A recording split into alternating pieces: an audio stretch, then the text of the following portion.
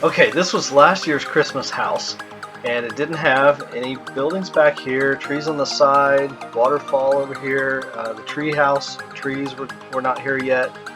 So anyway, I upgraded it a little bit. I'm going to position my camera just like this and load the new one in.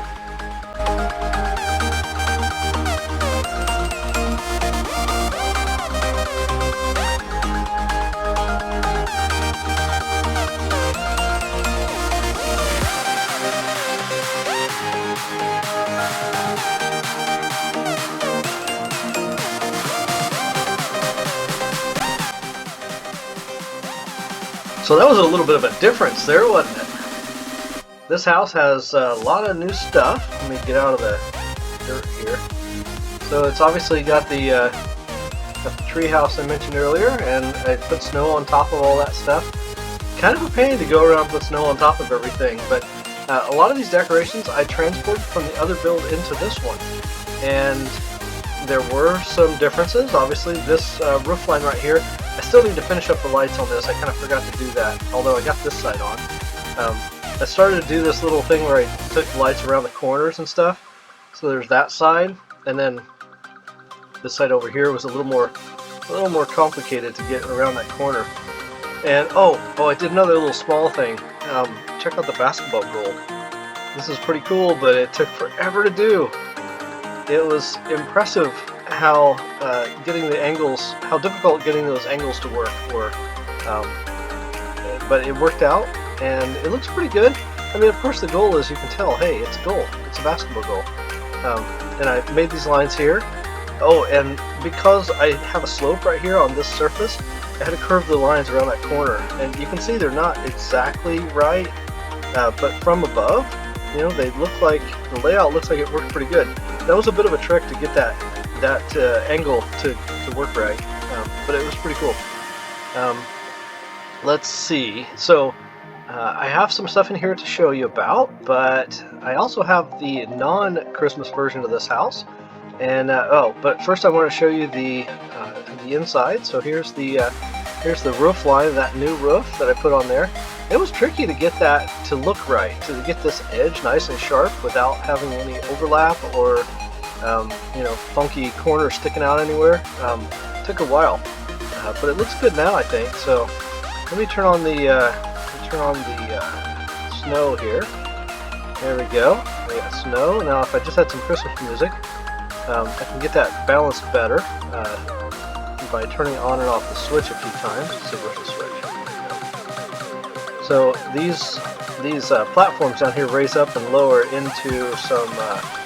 Well, I'll just show you what they do. I don't know if I showed this last year or not, but here we go. There we go. So these platforms here just use a piston, and it's got, let me turn it off so you can see it. It's got some of these hinges on it, and it's got some neon blocks that I've just attached to those hinges. And when you interface the hinge with, you know, the portal here, it teleports the neon and does not teleport the hinge. They just start disappearing, and then they appear at the other portal, which is up here in the air. Let's see. Can I select that? There we go. So there's a few portals spaced around here, and every one of these portals has a mating portal down at the bottom, the same color. So let's see here. Let me jump out again. Go out the back here. Let's see. I don't think I've done a whole lot else inside the house. Get out the back door. I had to close the lid on the barbecue. That was a last minute thing. I realized I transported the snow in from the other build, and then I had snow hovering on top of cooking meat. That didn't look quite right. Let's see. This bicycle's new, and I want to show you all about that. And it's kind of cool. Let me pull that one up, and I'll show you about that guy. Anyway, Merry Christmas, everyone. So here's how the bicycle moves, and it's kind of neat. It actually does run on the wheels that you're seeing, which of course are custom made. Those are sand wheels, and the little pedals go around, and the front wheel turns, the handlebars turn. Works out kind of good. I was pretty happy with this thing. It's a little wobbly there. This one here I've got adjusted a little bit more for like slower driving. So I've got the main wheels on this one turned to like, I think it's speed 30 for the front wheels and 20 for the back wheels. And the one that I take to the treasure, it is speed 50 for front wheels and 40 for the back wheels. It is important to have the front wheel spin a little faster for control reasons. Oh, so that's got two seats on it. There's the driver's seat and then there's a passenger seat there. And okay, this one here has fixed pedals, but it also has the turning front there. And this one's going a little faster, and I can take it down to the treasure. And it does work occasionally, but as you can imagine, it's pretty soft because those wheels, they're not that thick, not that big, and they break easily. Let me show you all about this thing. Let me load it up again. Okay, gonna transparency all that off. There you can see what's actually going on there. There's the big protection blocks out front. And let's see if I can show you about this stuff. So there's 6 wheels on this one, and this one over here only has 4 wheels on it. So it doesn't have the outside wheels here. Those outside ones are for the pedals. So the pedal control comes off of these 2 old wheels, this one here and this one here. And I've got them drawing around the back here, and this is one solid piece to make sure that the pedals stay synchronized with each other.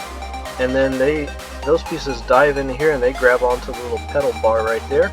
And there's a little gap right here at 0.1 that keeps the pedal separated from the rest of the body of the vehicle. Same thing on the other side. So right between this is the pedal piece and this is the body piece, there's a little gap of 0.1 right there. And that's enough to make sure that they don't touch and don't get snagged. This servo here is the one that runs the front wheels. So this entire bar here and the handlebars and everything else along with these wheels, these big regular wheels, they turn as well. So let me lay the thing down and show you that. Show you in action here. Let's see, I'm going to drop this and drop that. We can see everything that way. The thing you see running around the outside controls the pedals.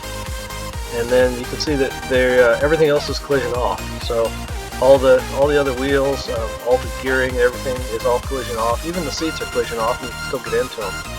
And this little track thing here I made the other day just to see if I could run it up a track. And it turns out I kind of like it. I kind of think maybe it's time to make like a roller coaster kind of thing out of this material. You know, just turn this thing and clone it a bunch of times and make a little track out of it so I could just drive it around. And I'm wondering what that would look like. Maybe somebody else will do it, and let me know in the comments if you do. Anyway, let's see. Seems like there's something else. Oh yeah, new Christmas vehicle. Let me show you that. So I call these candy spinners for one good reason. They look like candy, and well, they look like they spin. So there you go. It's kind of neat. These are panels of plastic on here that spin in opposite directions thanks to a motor up on top. Actually, 2 motors up on top. And let's see if I can show you how that works. So here's one old wheel right there. I called it a motor, but it's a old wheel. And there's another one slapped up in there, and you can see there's a 0.1 difference on one side and 0.1 on the other side. And those guys move opposite of each other. And then of course I've got the regular protection blocks out in front, and they are connected with a bar underneath. Let's see if I can, oh, I can't hop up there because I put this little extra bar on there.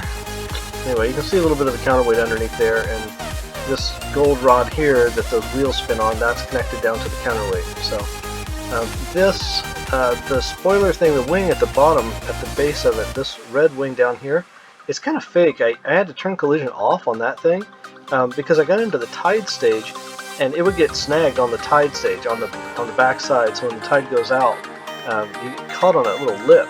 And so I had to collision off that piece and the little white piece that supports it. So then I added this gold barricade thing here to catch exploding things. So if I happen to run into like a mine or something in the alien stage, that will snag on the mine and it explodes it a little bit away from my chair so that I don't necessarily lose all my chairs. Sometimes I still lose a front wheel, but at least I can probably still drive to the treasure that way. Because, you know, all-wheel steering. I made these to operate on touchscreen and some other types of controls by flipping the back wheels upside down. after putting them as front wheels. You turn them upside down with the trowel tool, and then they will steer backwards, which is exactly what you need for your back wheels. And you can use the regular controls that way. Oh, there's an example. So I still have my seat, but yeah, I don't have any front end anymore. But I can still drive the thing as long as I can see the vehicle. And I got a little gutsy there, and yeah, that didn't work out too well. Anyway, I think that's all I have to share today. Thank you guys for checking out my video. Please like the video, subscribe to my channel. Makes me feel good. That's pretty much it. I don't really do this for money. I don't know if I'll ever get enough subscribers or anything to get paid for any kind of videos, but it doesn't really matter. I'm doing it because I love this game, and I just want to share this stuff with you guys because it's totally awesome that you can build anything you want to in this game. I really love it. Anyway, hope you guys have a great Christmas, Merry Christmas, Happy New Year, and see you next year. Bye-bye.